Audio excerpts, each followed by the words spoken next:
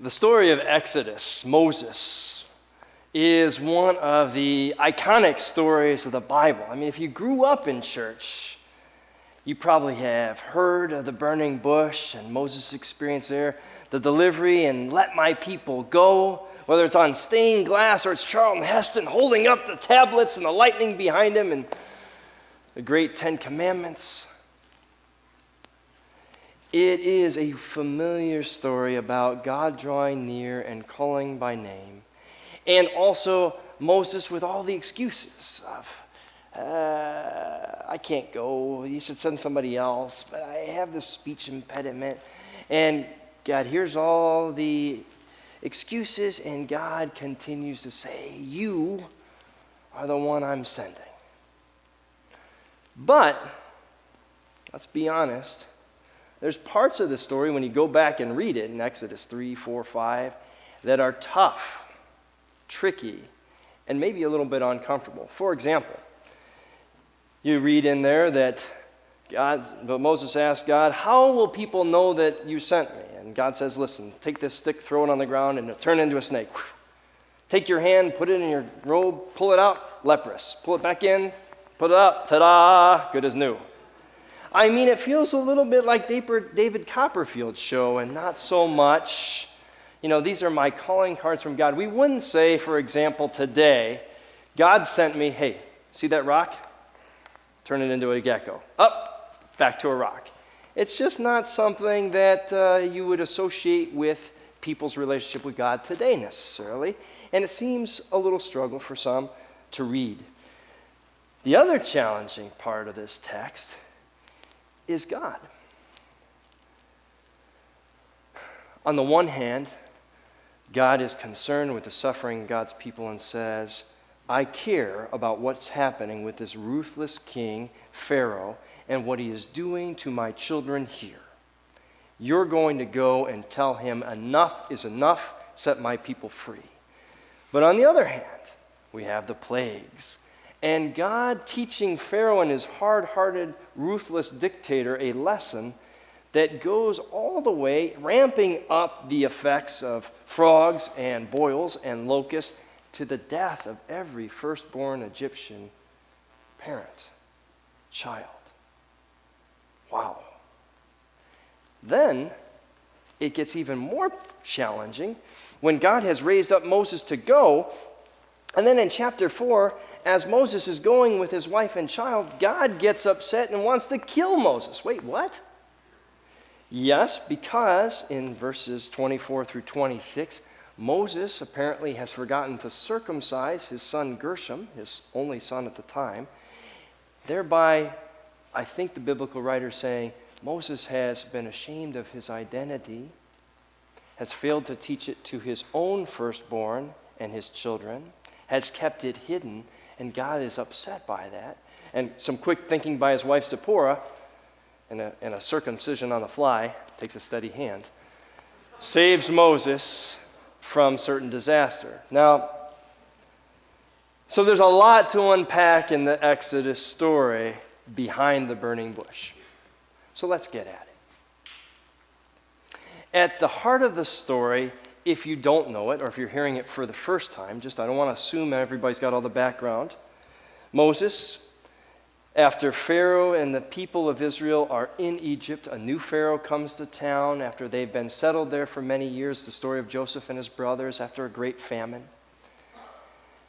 The Egyptians and Israelites coexisting, and then suddenly a new Pharaoh takes power, isn't copacetic with the old symbiotic relationship, and says, nope, these people are too numerous, we're going to make them slaves, throw all the sons of these Egyptian slaves into the Nile, toddler and under, and kill them. A little population control so we make sure they don't join any enemies if we're attacked. Moses' mother puts him in a basket down the Nile. You've heard the story.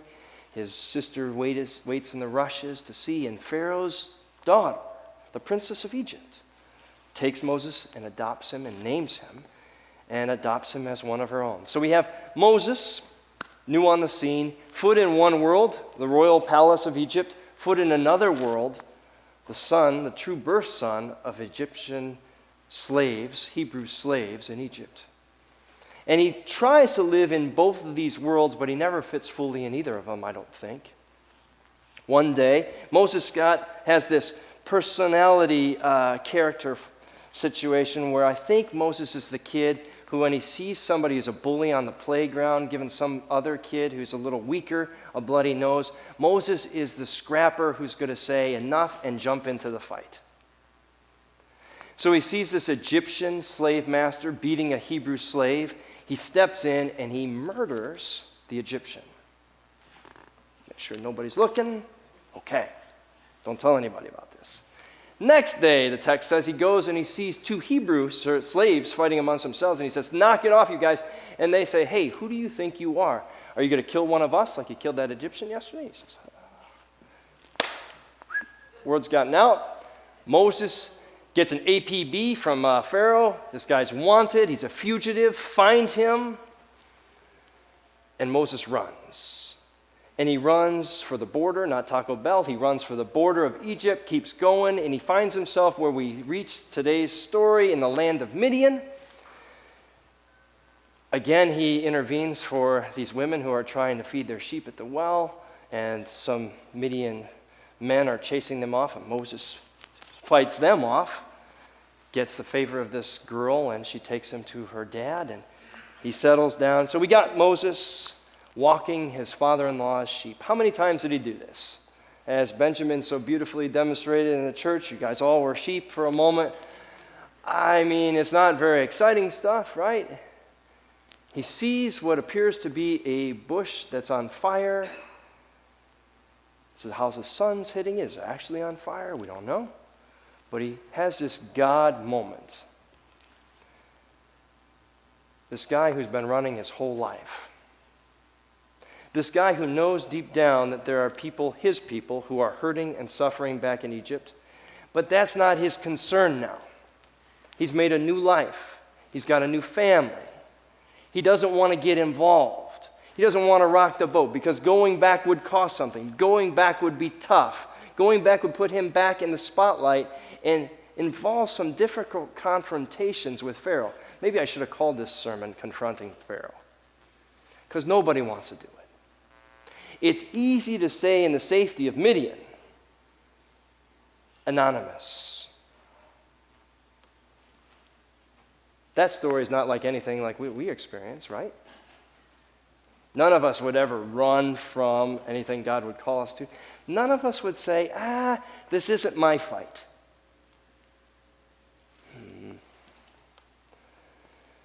God shows up and says, Moses, I need you to go back home, back to Egypt.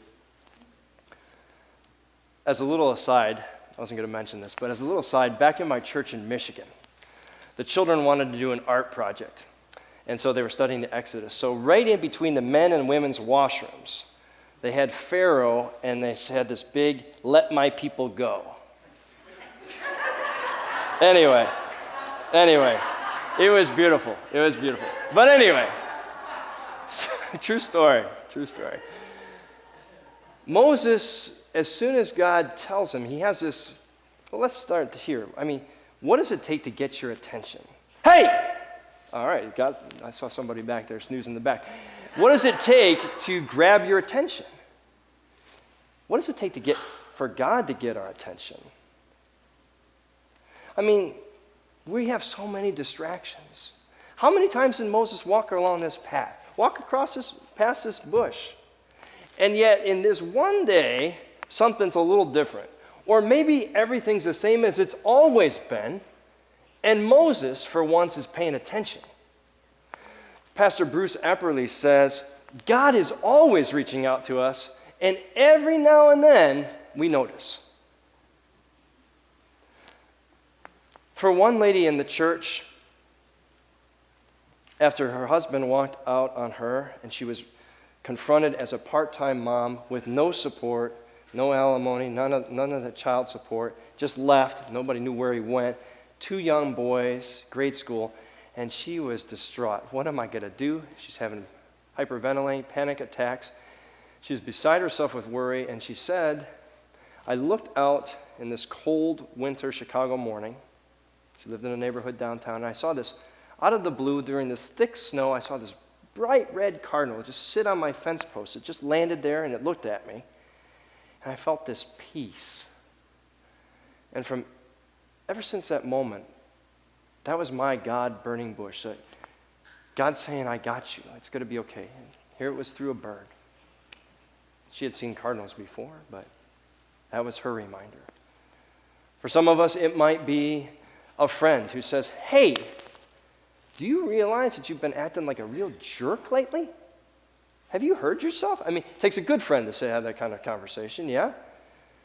But it's just this kind of truth-telling moment where it forces you to look at yourself and say, at first, usually when a friend says that to me, I get mad at first, but then I think, you're right. Maybe it's a wider world moment, a Sandy Hook shooting, a George Floyd moment, a Ukrainian invasion, and you say, things are not right in this world, and I can't solve it all, but I got to do something. I can't stay on the sidelines anymore. I can't stay in Midian, silent and comfortable. God wants me to do something with the life I've been given, with the voice I've been given. But that isn't easy, is it? It's not easy. Frederick Buechner writes that our calling in life is where all of our life passion meets all of the world's greatest hurts. I have heard the suffering of my people, God says. It tells us a lot about God. When people are hurting, God's listening. And it also tells us a lot about what God asks of us. Moses, I need you to help me do something about this. And again, Moses is like, okay, hey, listen, I'm going to go back to Israel, and I'm going to tell them, listen, I was out walking my father-in-law's sheep, and I saw this bush that was on fire, and I heard this voice out of the bush, and it told me to come to you guys. They're not going to believe that. Who's going to believe that? Talking bush? Yeah, can we do a wellness check on Moses here? Tell them I am who I am. I am the God who makes things come to pass. I am. And Moses says, okay, all right, but, I have trouble with words. I'm not a public speaker. I'm not a preacher. I'm not a pastor. I'm not a prophet. I'm a sheep farmer. Shepherd. God says, okay, you got a brother, Aaron. He likes to hear himself talk. I'll talk to you. You tell Aaron, and you both go. Darn, all right, that didn't work.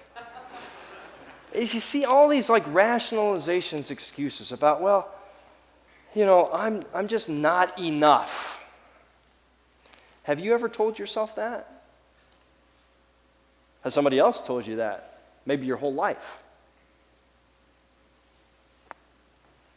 He said, who am I to be sent to do anything on God's behalf? I have felt that way many a time. But it's not about qualification. It's about willingness. You look through the Bible. I know these are characters on Sunday school felt boards and things, but thousands of years ago. But the one thing they all have in common with you and I is their messy, flawed, screwed up lives. Sometimes they get it right, sometimes they get it wrong. Well, that's a lot like me. I imagine sometimes it's like you. They're men and women. They don't expect it. None of them says, today I know that there's going to be this cloud-splitting moment where my life does a complete 180 and I get so in tune with God. I'm going to put it on my calendar that today is the day it's going to happen. Now, they all get caught by surprise in these moments, whether it's kind of a hit over the head, burning bush, or like the prophet Elijah, it's a still small voice, or no voice at all, but a sense that God is near. Now, it's often as Moses is kind of fighting it, first he says, sure, I'll go. And then he's like, now that I think about it, now that I read the fine print on this doesn't sound like such a good deal. And it sounds like it's going to be confrontational, and I don't want to be confrontational. It reminds me of two movies. You wondered if I'd get one in. The Magnificent Seven, if you like Westerns. Only one man has any kind of affiliation with the gang and villain who is really causing the suffering of this small town. All the rest of them, they have no dog in the fight. They have no stake in what's happening. But each of them is told, these people are hurting, and you guys have the skill set to do something about it. Somebody has to stand up to these ruffians, these people who are taking advantage of these innocent men, women, and children. And you guys are the only thing for miles around that can get anything done about it. What about it? The second is from Saving Private Ryan.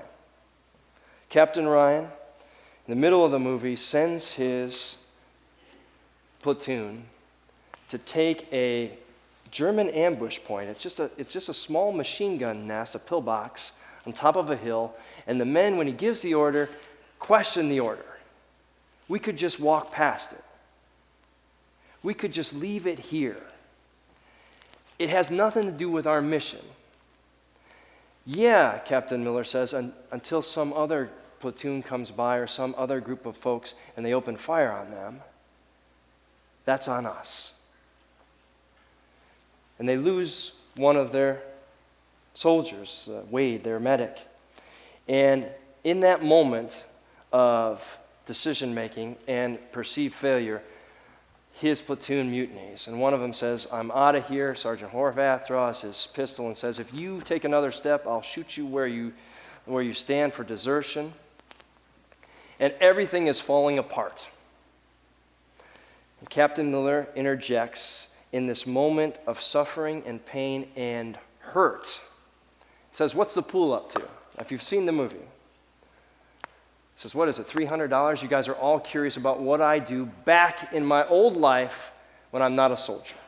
This man who has led them into fire, who they've seen as a brave leader. He says, I'm a school teacher in Abernathy, Pennsylvania. I teach high school literature. And all of a sudden, everything that's horrible and awful and wrong with the world in the midst of this war, all their pain, all their suffering, all their losses, come back to a human face, a man with hopes and dreams and a family. He says, Ryan, I don't know about Ryan. I don't care. Never met the guy. But all I know is that every life I take takes me further away from who I am. And if Saving Private Ryan takes me closer back to my wife and my family, then that's my mission. He's got feet in two different worlds. One as a soldier and the tough things he's asked to do, and one as a teacher, a father, a husband back home. And he struggles with how to be both in the hurts of the world. And he calls the men who follow them to do the same. It is not easy when God says, you are the one I'm asking to move, to speak, to act. During this wilderness season of Lent, as we are struggling with where we are spiritually, and we're not all in the same places. We're not all lemmings, right? Some of us feel very close to God at the moment. Some of us feel very far away. Some of us may feel strongly about our faith, but not as strongly about how we feel about our fellow humanity. Some of us might be just hurting from loss in our life, from grief, from worry, from anxiety or fear. But as individuals, as community, how does God call us? As we have families and individuals coming back after so much heartache, so much isolation, and being in this pandemic time to reconnect. How about for all the people who watch online whose first experience with the church is online here with this place, but who may not be in this sanctuary? How do we foster spiritual relationship and growth with you, who may be well beyond the borders of Illinois or Downers Grove or any place near, but still see this as community? How do we use the gift of the property next door if we know that at the baseline God says, hey, there are people, Moses, there are people, Donna, there are people, Bill, there are people, Scott, in Downers Grove, in Lisle, in Naperville, in Westmont, who are hurting. And you are the church. You are the people that I am calling to meet them in their hurt and to remind them that there is hope, there is love, there is something more, and there are people, not just a God, but also a people who will be there with them through that pain and suffering. How do we use what we've got to lift our community, to confront the pharaohs and the hardships of the world, and to meet them in love? I'll end with this quote from one of my favorite theologians, hockey great Wayne Gretzky. Wayne Gretzky said, one of his most famous quotes, "You miss 100% of the shots you never take." Say that one more time. You miss 100% of the shots you never take. That's exactly right. That's exactly right. 100%. You will never put the puck in the net if you never take a shot. And some of us are afraid to take a shot. Some of us are afraid to get out of the boat. It's okay. Moses was. Abraham was. Mary was at first. Shocked. Crazy. Angel showing up. Yeah. It's okay to have fears and uncertainties and anxieties. But know this. Be reminded of this. Throughout the history of this church, people have been called to do things that they could not have imagined they would do. Look over here. Samuel Blodgett, Underground Railroad. Fugitive Slave Act. If the Blodgett family's caught, if he's caught, they lose everything. Everything. But I hear my people suffering, and I can't stay in Midian. Martin Luther King Jr. comes to town looking for people who will march. Reverend Sheeler and others in this church. The Coalition of Immokalee Workers say, we are hurting down in Florida. They're not paying us a fair wage. Our people are, in effect, modern-day slaves. And people say, we got to go. Marriage Equality Act is happening in Illinois, and we hear tales from our members, from people in the community. Our partner is dying, and we can't be with them because of the law. They don't see us as legally bound by the law. So health care and the inequality.